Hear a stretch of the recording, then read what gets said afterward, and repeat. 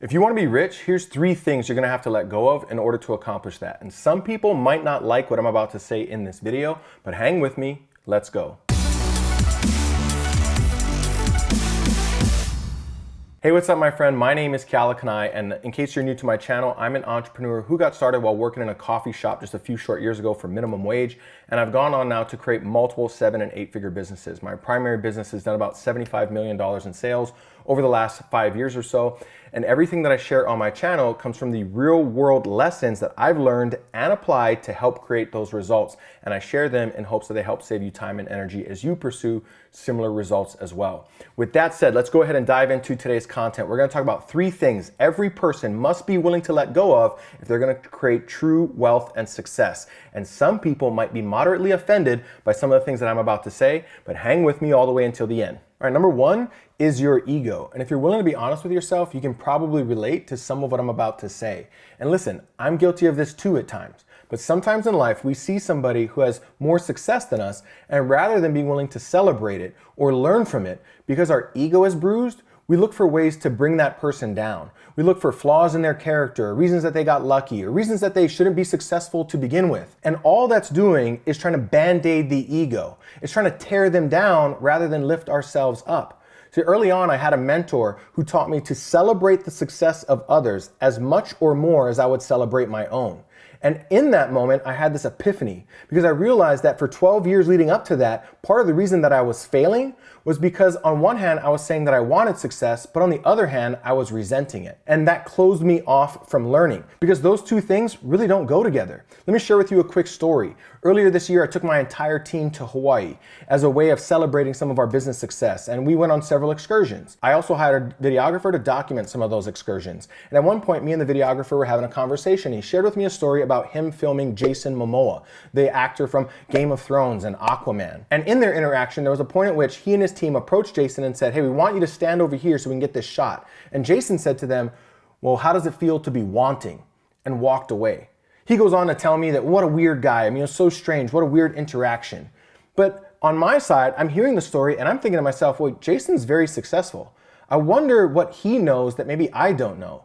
What lesson has he learned about wanting that maybe I could learn something from? Now notice the difference between me and the videographer.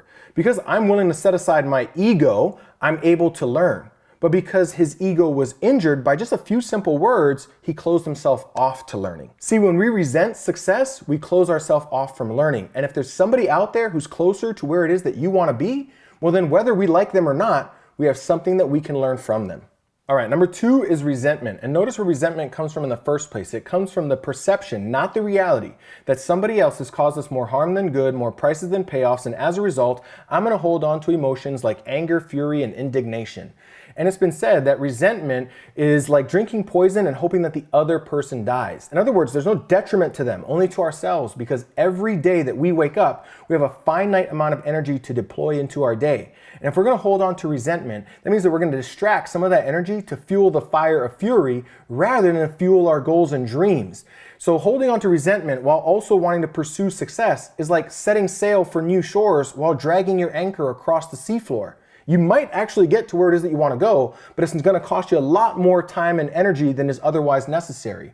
Now, a lot of times people talk about forgiveness, and I would agree that forgiveness is a step beyond resentment. But notice that it's still a polarized perception. In other words, it's saying, I'm right, you're wrong, and I'm gonna let it go this time, but you better not ever do it again. Beyond forgiveness is a place called gratitude. And gratitude is a gift that is given to those who have the wisdom of being able to see that the things or people that they once resented have also served them in life.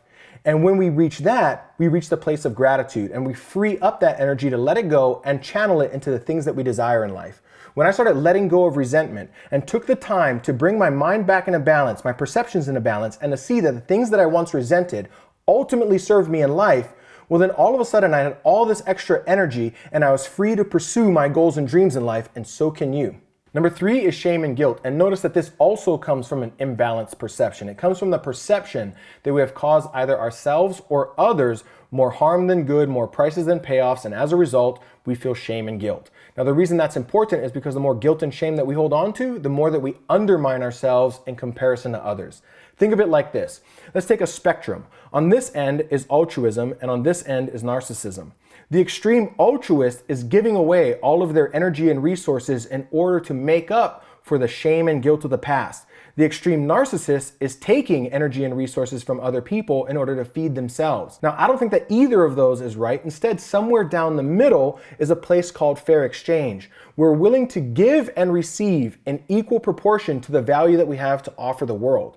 So in other words, the more shame and guilt that we hold on to, the further off center we find ourselves, and the more that we're giving away our resources and energy in order to buy back our self-worth. And how can our net worth ever exceed our self-worth? So the sooner we let go of shame and guilt, the greater our self-worth, the greater our potential net worth. So I hope you got value out of this video, my friend. I'm gonna link to another video somewhere around here that's gonna go further on these topics. So make sure that you watch that. And if you got value out of this video, please, by all means, drop a comment and make sure that you subscribe, hit that little bell notification so that you get notified every time I drop more content like this. I look forward to seeing you in a future video.